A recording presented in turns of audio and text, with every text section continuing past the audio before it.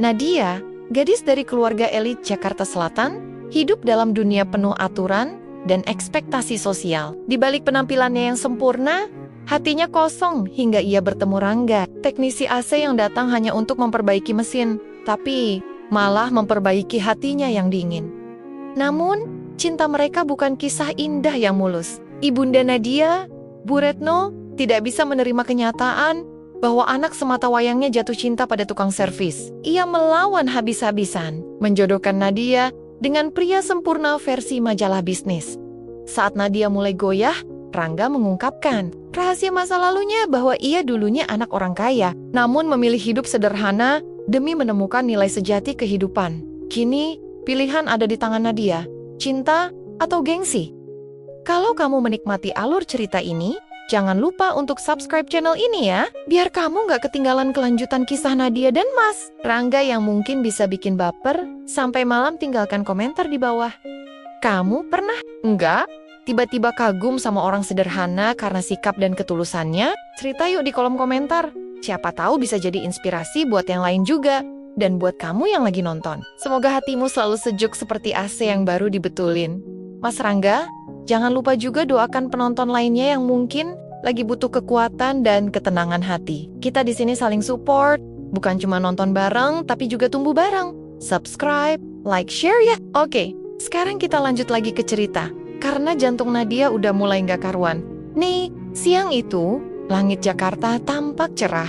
Tapi udara panas luar biasa. Matahari seperti sedang dalam misi membakar setiap atap rumah di kawasan elit Kemang, termasuk rumah besar bergaya modern milik keluarga Bu Retno. AC di ruang tamu mati total sejak pagi.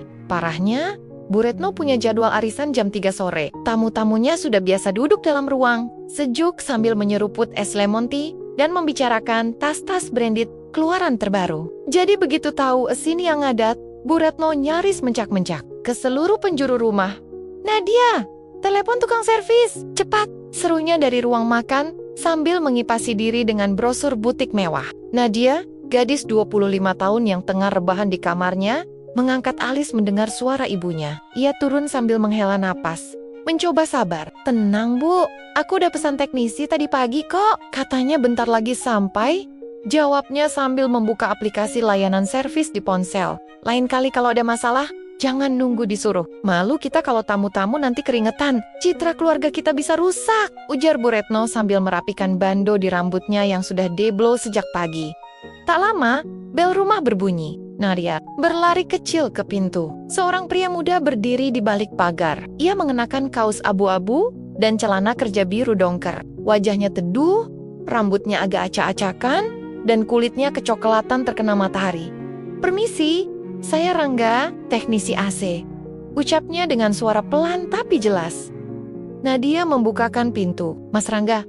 "Iya, silakan masuk. AC-nya di ruang tamu." "Marty, sejak tadi pagi." Rangga hanya mengangguk dan masuk tanpa banyak bicara. Gerak-geriknya tenang. Ia meletakkan tas alat di lantai, membuka tutup AC dengan cekatan, lalu mulai memeriksa komponen satu persatu. Nadia berdiri tak jauh dari situ, memperhatikan. Ada sesuatu yang berbeda dari pria ini. Bukan karena bajunya yang sederhana atau tangannya yang kotor, kena oli. Tapi dari cara dia bekerja fokus, sabar, tanpa mengeluh. Tak seperti banyak pria yang biasa ia temui di pesta-pesta keluarga atau pertemuan sosial yang terlalu sibuk membicarakan diri sendiri.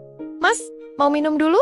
tanya Nadia pelan. Rangga menoleh, sedikit terkejut. "Boleh Mbak, terima kasih." Nadia masuk ke dapur, menyeduh 2 gelas teh manis. Saat kembali, ia melihat Rangga duduk sebentar sambil memegang kain lap. Keringat menetes di pelipisnya. Ia tampak manusiawi, bukan sempurna, tapi nyata. Dan entah kenapa, justru itu yang menarik. "Nadia ya?" tanya Rangga saat menerima teh. Nadia mengangguk. "Iya, kok tahu? Nama Mbak disebut tadi pas saya datang, sama di aplikasi juga tertulis," jawab Rangga sambil tersenyum sekilas. Senyumnya bukan yang dibuat-buat, ada ketulusan di situ. Senyum yang membuat dada Nadia terasa aneh, hangat. "Mas Rangga udah lama kerja jadi teknisi?" tanya Nadia, mencoba mengulur waktu. "Baru 2 tahun. Dulu sempat kerja di tempat lain, tapi saya lebih suka kerja lapangan," katanya santai. "Maksudnya, saya suka ketemu orang baru." Dan Rasanya lebih hidup aja kalau tangan saya ikut kerja, bukan cuma duduk di meja. Nadia mengangguk. Ada keheningan sesaat, tapi bukan canggung. Justru nyaman. Beberapa menit berlalu. AC menyala, mengeluarkan hawa dingin yang menyegarkan. Bu Retno masuk sambil mengecek suhu. Bagus, cepat juga. Nih, ambil uangnya, katanya sambil menyerahkan beberapa lembar ratusan ribu tanpa menatap Rangga. Terima kasih, Bu, kata Rangga sambil membungkuk sopan. Ia berbalik hendak pergi, tapi Nadia mengejarnya sampai ke depan pintu. Mas Rangga, panggilnya.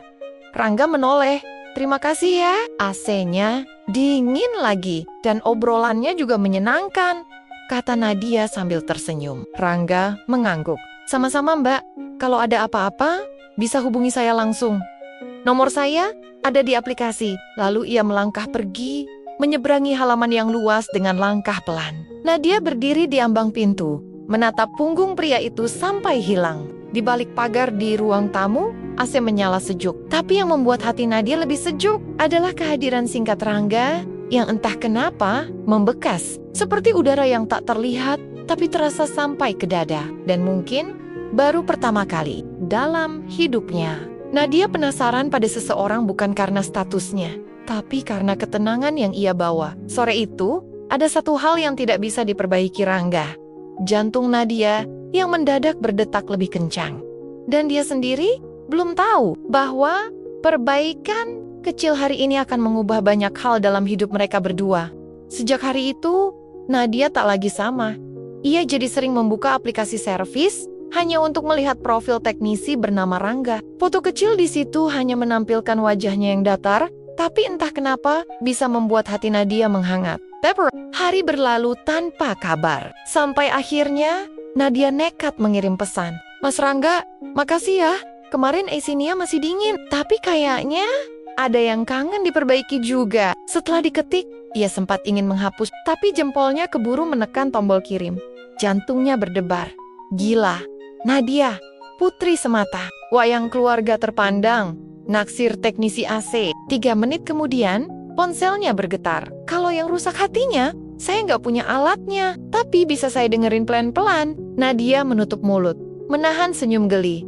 Sejak itu, mereka sering saling bertukar pesan. Obrolan mereka tidak pernah beratanya soal kopi favorit, buku yang terakhir dibaca, atau mimpi-mimpi kecil yang biasa saja. Tapi justru disitulah Nadia merasa benar-benar jadi dirinya sendiri, tanpa perlu bersikap sempurna, tanpa perlu membuktikan apapun. Mereka mulai bertemu diam-diam. Kadang di taman kecil dekat rumah, kadang di warung kopi tersembunyi di pojok Blok M. Rangga selalu datang dengan kaos polos dan senyum tenang. Tak pernah mencoba terlihat lebih, tapi selalu membuat Nadia merasa cukup. Sampai suatu sore, saat mereka duduk di bawah pohon beringin besar, Nadia berkata lirih, "Mas, aneh ya, biasanya aku dideketin cowok pakai mobil mewah, pakai jam tangan mahal, tapi entah kenapa aku paling nyaman ngobrol sama kamu." Rangga hanya tersenyum kecil. Mungkin kamu capek jadi orang kaya terus? Nadia tertawa pelan, tapi hatinya justru teriris karena kalimat itu ada benarnya. Namun, dunia mereka bukan milik mereka berdua saja. Bu Retno, mulai Nadia semakin sering keluar rumah tanpa alasan jelas. Matanya sering berbinar, senyumnya berbeda. Sebagai seorang ibu sekaligus radar sosialita, Bu Retno tak butuh waktu lama untuk menyelidiki. Dan malam itu pun terjadi. Nadia tengah mandi ketika ponselnya berbunyi. Bu Retno, yang penasaran, mengambilnya. Ia tidak tahan untuk tidak melihat. Chat terakhir muncul jelas di layar. "Aku senang hari ini bisa lihat kamu senyum, Nat. Dunia jadi lebih ringan." Nama pengirimnya, Rangga, tukang AC. Bu Retno berdiri kaku, matanya membelalak, dadanya bergejolak. Secepat kilat ia memanggil Nadia keluar dari kamar mandi. "Nadia putri, Retno Wulandari. Ini apa? Kamu pacaran sama tukang servis?" Nadia di ambang pintu, masih dengan rambut basah dan handuk melilit tubuh. "Bu, itu nggak seperti yang ibu kira." "Nggak seperti apa? Ini anak SMA pacaran sama abang gorengan." "Nadia, kamu itu anak dari keluarga terpandang, calon istri pengusaha, bukan teknisi jalanan." Suasana rumah berubah panas, lebih panas dari AC yang pernah mati. Nadia menangis. "Bu, dia nggak seperti yang ibu pikir. Rangga baik, jujur, sopan. Dia nggak pernah manfaatin aku. Dia bikin aku ngerasa Cukup, Bu. Nggak kayak cowok-cowok yang selama ini ibu kenalin ke aku. Bu Retno menggebrak meja. Cukup? Kamu pikir cukup itu bisa bayar rumah segede ini? Bisa bikin kamu liburan ke Swiss? Bisa bikin kamu masuk daftar Forbes under 30? Jangan mimpi, Nadia. Hari itu, ultimatum diberikan. Nadia, kamu pilih Rangga atau masa depanmu? Dan ibu nggak main-main. Nadia mundur ke kamarnya. Air matanya tumpah. Dunia yang selama ini ia kenal terasa mengecil dan sesak. Beberapa hari Nadia tak menghubungi Rangga. Ia butuh waktu, tapi waktu justru makin menyakitkan. Diam pun terasa seperti pengkhianatan. Akhirnya, ia kembali ke taman tempat mereka biasa bertemu, dan Rangga datang. Kaosnya tetap polos, tapi wajahnya tampak sedikit lebih letih. Mbak Nadia kelihatan capek. Katanya lembut, "Aku capek, Mas. Bukan karena ibu, tapi karena harus berpura-pura, seolah cinta itu bisa ditawar pakai status." Rangga menatapnya lama, hening. Lalu ia menghela napas. "Nat, aku ngerti kalau kamu akhirnya milih mundur, aku nggak akan marah." Nari menangis. "Tapi sebelum kamu pergi, aku pengen cerita satu hal yang belum pernah aku omongin ke siapapun." Nadia menatapnya, napas tertahan. "Aku ini bukan cuma teknisi. Ayahku dulu pemilik salah satu perusahaan properti terbesar di Bandung. Aku tumbuh dalam keluarga yang, seperti kamu sekarang, mewah. Tapi semuanya hancur gara-gara satu pengkhianatan." Rangga menunduk, matanya tampak berkaca-kaca. Ayahku yang selama ini dipercaya, bawa kabur semua uang. Kami bangkrut dalam semalam. Ayah kena stroke, ibu nyaris depresi. Dan aku bisa aja nyalahin dunia, tapi aku nggak mau hidup dalam dendam." Nadia tercekat. Air matanya mengalir begitu saja. "Aku milih hidup dari bawah. Nggak mau jadi orang kaya palsu yang pura-pura kuat. Aku pengen nemuin makna hidup. Bukan cuma sekadar duit." Mereka diam. Angin sore menyapu pelan rambut Nadia. Dan kali ini, dinginnya bukan karena AC, tapi karena kenyataan yang mengguncang hati. Cinta pertamanya ternyata jauh lebih dalam dari yang pernah ia bayangkan. Dan kini, ia berada di persimpangan. Mundur dan jadi anak manis pilihan ibunya, atau maju dan memperjuangkan kebahagiaannya sendiri. Seminggu setelah pengakuan Rangga, rumah keluarga Retno seperti medan perang sunyi. Nadia tak banyak bicara. Ia makan sekadarnya, keluar kamar seperlunya, dan menghindari kontak mata dengan ibunya. Tapi dalam diamnya, hatinya sibuk berdialog tentang cinta, keluarga, harga diri, dan pilihan yang tak lagi bisa ia tunda.